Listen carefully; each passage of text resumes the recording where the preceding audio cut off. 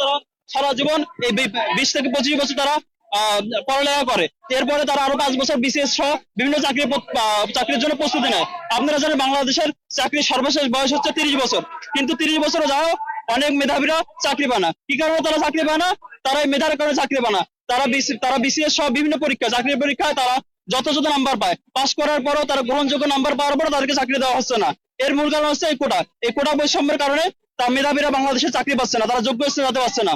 আমরা চাই এই কোটা পদ্ধতি বাতিল করে সম্পূর্ণরূপে বিলুপ্ত করে মেধার ভিত্তিতে সমস্ত শিক্ষা প্রতিষ্ঠান সহ সমস্ত চাকরি ক্ষেত্রে, সমস্ত সরকারি বেসরকারি চাকরি ক্ষেত্রে এই মেধাবীদের নিয়োগ দেওয়া হোক। আপনারা জানেন বাংলাদেশ রেল সহ বাংলাদেশ রেলে সবচেয়ে বেশি এই পোষ্য কোটা আছে। এই পোষ্য কোটা তারা যোগ্য হোক অযোগ্য হোক, তারা কাজ করতে পারুক না পারুক, তারা মেধাবী হোক আর বা না হোক, তাদেরকে এই যোগ্যতার বিবেচনা না করে তাদেরকে পোষ্য কোটা চাকরি দেওয়া হচ্ছে। এর জন্য রেলে প্রতি বছর ঘাটতি হচ্ছে। রেলে এত পরিমাণ যাত্রী যে রেলের টিকিট পাওয়া যায় না। 10 দিন আগে রেলের টিকিট শেষ হয়ে যাচ্ছে। এই রেলের টিকিট শেষ হয়ে যাওয়ার পরে আমরা কি দেখতে পাচ্ছি? রেলে প্রতি বছর ঘাটতি হচ্ছে। এর মূল কারণ হচ্ছে এই কোটা।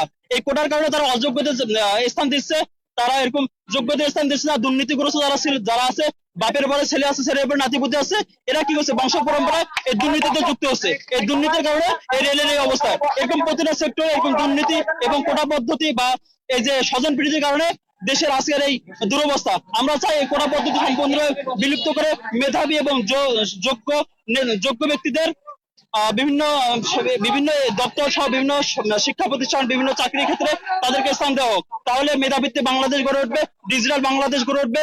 আমরা আধুনিক বিশ্বের সাথে তাল মিলিয়ে চলতে পারবো, বাংলাদেশ বিশ্বের বুকে মাথা উঁচু করে চলতে পারবে। ধন্যবাদ সবাই। সম্মানিত দর্শক শ্রোতা, যেমনটি শুনছিলেন যে এক শিক্ষার্থী আসলে বিশ্লেষণ করলেন যে এই কোটার কারণে আসলে কিভাবে ক্ষতিগ্রস্ত হচ্ছে, দেশ ক্ষতিগ্রস্ত হচ্ছে, সরকার ক্ষতিগ্রস্ত হচ্ছে, প্রশাসন ক্ষতিগ্রস্ত হচ্ছে এবং রন্ধে রন্ধে দুর্নীতি আসলে ছড়িয়ে পড়ছে, এমনটি তারা বলার চেষ্টা করলেন। আমরা চেষ্টা করবো যে আরো কোনো শিক্ষার্থীর বক্তব্য সামনে তুলে ধরতে। মনে হয় যে পড়াশোনাটা করার জীবনে বৃথা, মনে হয় না যে কষ্টের জায়গা, মানে পড়াশোনাটা বৃথা, এই কষ্টের জায়গাটা। ভাই দিন শেষে আমরা লেখাপড়া করে দেখতে পাই যে ভাই যারা মুক্তিযোদ্ধার কোটা আছে, পোষ্য কোটা আছে, তারা সবাই চাকরি পাচ্ছে, কিন্তু দিন শেষে আমরা 4 বছর বাবা মার টাকা খরচ করে কৃষক পরিবারের সন্তান আমরা, তো বাবার কষ্ট টাকাটা পড়াশোনা করে কোঠার কারণে আমরা চাকরি পাই না ভাই। এটা আমাদের সবচেয়ে কষ্টের জায়গা যে আমরা এত কষ্ট করে 4 বছর লেখাপড়া করলাম, দিন শেষে আমরা চাকরি পেলাম না, আমাদের বাবা মার কষ্টটা বিধা হয়ে গেল, আমাদের কষ্টটা বিধা হয়ে গেল। এটা আমাদের সবচেয়ে খারাপ লাগার জায়গা ভাই, এটা আমাদের ব্যর্থতা।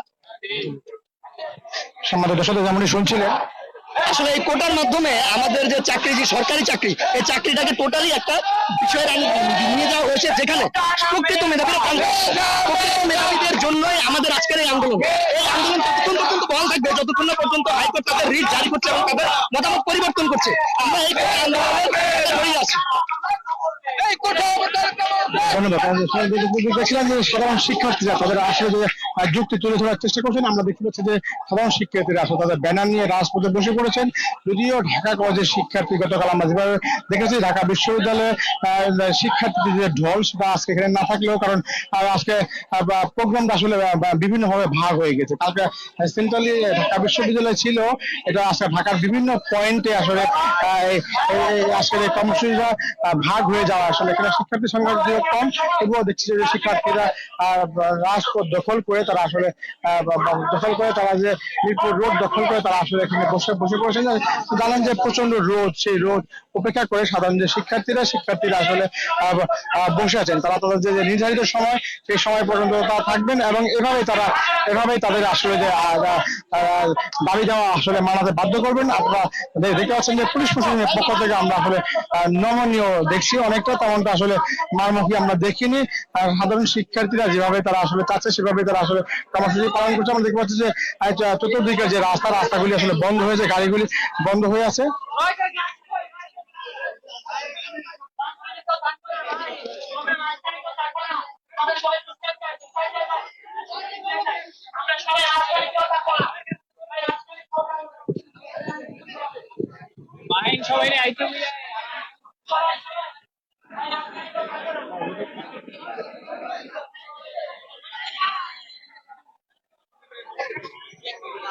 আপনাদের এই কর্মসূচি মানে কতক্ষণ চলছে ভাই? কর্মসূচি কতক্ষণ? আমাদের কর্মসূচি 3টা পর্যন্ত চলবে। দাবি আদায় না হওয়া পর্যন্ত চলবে। দাবি আদায় না হওয়া পর্যন্ত আমাদের কর্মসূচি চলবে। এখানে কতক্ষণ থাকবে? এখানে আমরা আপাতত 3টা, ঢাকা ইউনিভার্সিটি 3টা পর্যন্ত শুরু হবে, তারপর আমরা ঢাকার আগ পর্যন্ত আমরা ওই প্রোগ্রাম শুরু আগ পর্যন্ত আমরা এখানে থাকবো। কারণ দর্শক যেমনটি শুনছিলেন, তারা এখানে আসলে 3টা পর্যন্ত এখানে অবস্থান করবেন। তারা যেভাবে রাস্তা ব্লক করে দিয়ে তারা যেভাবে বসে আছেন, এভাবে 3টা পর্যন্ত তাদের এই কর্মসূচি চালিয়ে নেবেন। তারপর এখান থেকে তাদের যে কেন্দ্রীয় যে কর্মসূচি, তারা ঢাকা বিশ্ববিদ্যালয় থেকে হয়তো ফিরে যাবেন।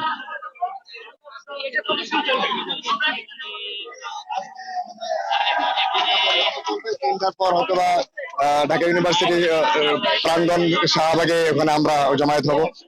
আসেন যে বিকেলে স্টেজে, যেহেতু শাহবাগ থেকে যারা নেতৃত্ব দিচ্ছে তারা সেন্টার মেনটেন করতেছে, ঢাকা ইউনিভার্সিটি মেনটেন করতেছে। ঢাকা ইউনিভার্সিটি থেকে যে কর্মসূচি আসবে, গঠনমূলক কর্মসূচি, এখানে একাত্মতা পোষণ করে সকল ছাত্র এখানে কোটা বিরোধী আন্দোলনকে সফল করার জন্য সর্বোচ্চ চেষ্টা করবে ইনশাআল্লাহ। সমাজ দর্শক শ্রোতা যেমনটি শুনছিলেন, আমরা আসলে ঘুরে ঘুরে বিভিন্ন শিক্ষার্থীর যে বক্তব্য নেওয়ার চেষ্টা করছি। আমরা দেখতে পাচ্ছেন যে তারা আসলে কোনোভাবেই তারা আসলে তারা মেনে নেবেন না। তারা তাদের এই আন্দোলন সংগ্রাম চালিয়ে যাবেন এবং তারা দাবি আদায় না হওয়া পর্যন্ত তাদের যে আন্দোলন সংগ্রাম তারা অব্যাহত রাখবেন, এমনটি আসলে বলছেন। তো সমাজ দর্শক শ্রোতা, আমরা থাকবো শেষ পর্যন্ত। আপনারা যেখান থেকে আমাদের লাইভে যুক্ত হয়েছেন এবং পরবর্তী যারা যুক্ত হবেন, সবাইকে জানাই নিউজিল্যান্ডের পক্ষ থেকে শুভেচ্ছা, অভিনন্দন। আপনারা জানেন যে নিউজিল্যান্ডের চেষ্টা করে প্রতিনিয়ত সংবাদ আপনার সামনে তুলে ধরতে। তারা ধারাবাহিকতা এই মুহূর্তে ঢাকা কলেজের শিক্ষার্থীদের যে মৃত্যু বন্ধ করে রাস্তায় বসে পড়েছে, সেই কর্মসূচিতে আমরা দেখানোর চেষ্টা করছি যে সাধারণ শিক্ষার্থীরা তাদের যে বক্তব্য, সেই বক্তব্য তুলে ধরার চেষ্টা করছে।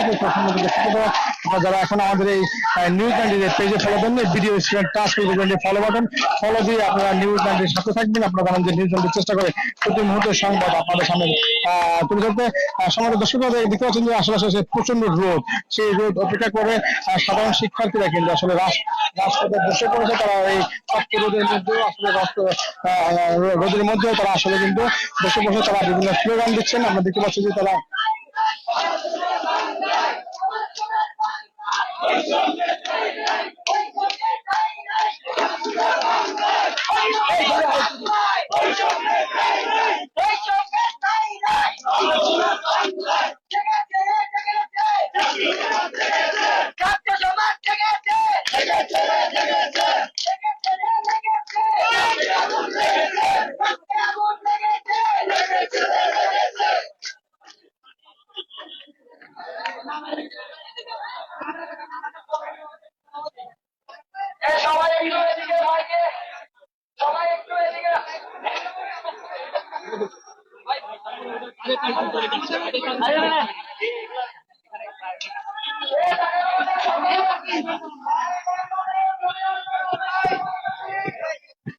আজকে ঢাকা বিশ্ববিদ্যালয় বিকাল 3টায়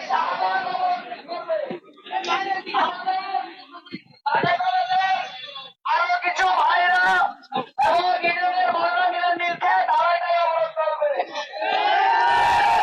আমরা তাদের দাবির সাথে একত্রতা পোষণ করতেছি। আমরা ঠিক 2:30টায় আমরা অবরোধ করে দেব।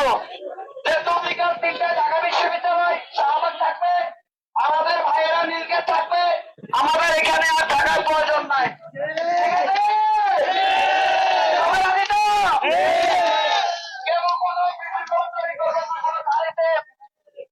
তাদের সাথে কোনো ঝামেলা করার দরকার নাই।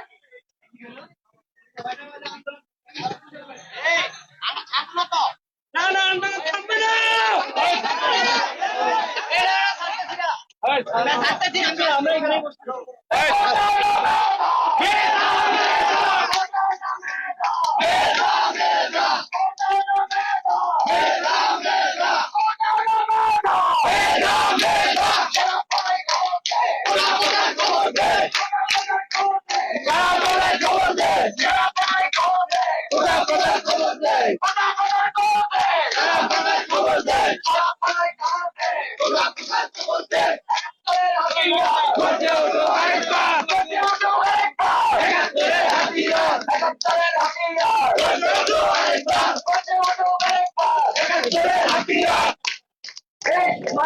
পাড়া থাকবে সবাই সবাই ব্লক করো, সবাই ছেড়ে দাও, সবাই ব্লক করো, মাঝখানে পাড়া থাকবে।